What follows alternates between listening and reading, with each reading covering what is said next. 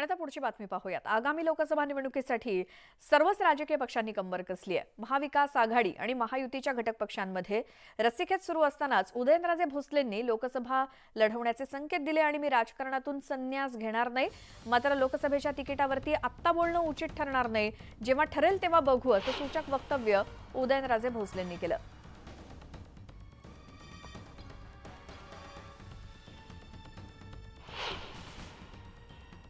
Ticket आहेत ना, प्लेनचं आहे, ट्रेनचं आहे, पिक्चरचं आहे, बसचं आहे। बाकीचे तिकीटाचं माहीत नाही, जे ठरवलं जाईल त्यावेळेस बघू। एवढंच सांगेन, मी काय संन्यास घेणार नाही एवढंच सांगतो।